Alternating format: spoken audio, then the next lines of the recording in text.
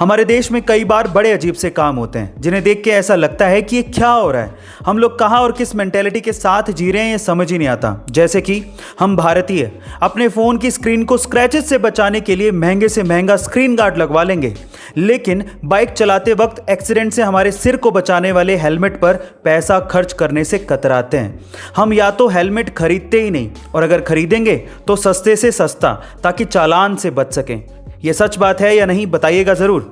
दूसरा, जितने Mary com ने इंडिया का नाम रोशन करके पूरी ज़िंदगी में नहीं कमाए होंगे, उससे कहीं ज़्यादा प्रियंका चोपड़ा ने मैरी कॉम का किरदार निभाकर कमा लिए।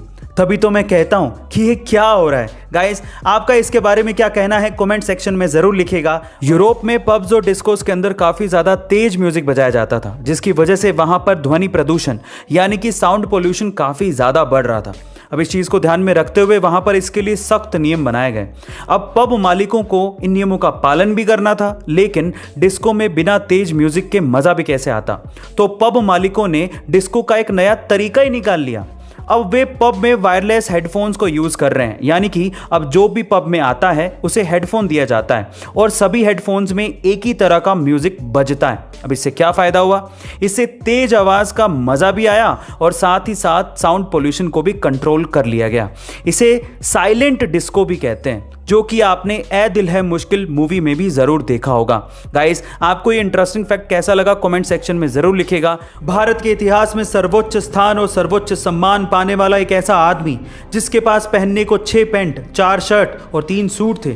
एक ऐसा आदमी जिसके पास 46 डॉक्टरेट की डिग्रियां थी। एक ऐसा आदमी जिसके पास असली धन के तौर पर 2500 किताबें थी।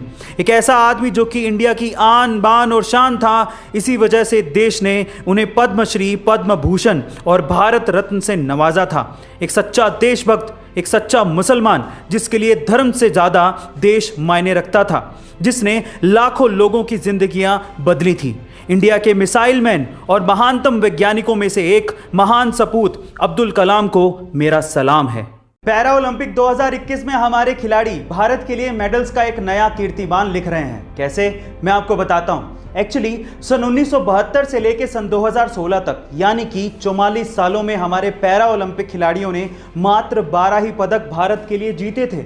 लेकिन अकेले साल 2021 में हमारे पैरा ओलंपिक खिलाड़ी अभी तक 12 मेडल जीत चुके हैं और भी मेडल आने बाकी हैं।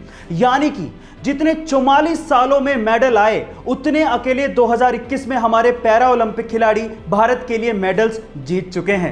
गाइस, इस बात के लिए हमारे पैरा ओलंपिक खिलाड़ियों को बधाइयां तो बनती हैं, सो चैट सेक्शन में उनको बधाइयां जरूर दीजिएगा। अलग अलग तरह की बीमारियों और वायरसेस से बचने के लिए आपकी बॉडी में एंटीबॉडीज का बनना बेहद जरूरी है, और एंटीबॉडीज को बनाने और उनकी एक्टिविटी को बढ़ाने का सबसे नेचुरल रिसोर्स आपके पास ही है। लेकिन भागती दौड़ती जिंदगी की वजह से हम उसे इस्तेमाल ही नहीं करते, और वो है लाफ्टर, यानी कि हंसना। एक स्टडी के अनुसार पता लगा है कि अगर आप हंसते हैं तो हंसने से 20% तक आपकी बॉडी में एंटीबॉडीज की एक्टिविटीज बढ़ जाती है, जिससे वायरसेस और ट्यूमर जैसे सेल्स को खत्म करने में मदद मिलती है। सो गाइस, हंसिए, मुस्कुराइए, जितना हो सकता है उतना एंजॉय करिए और इन सब बीमारियों से और वायरसेस से दूर रहिए।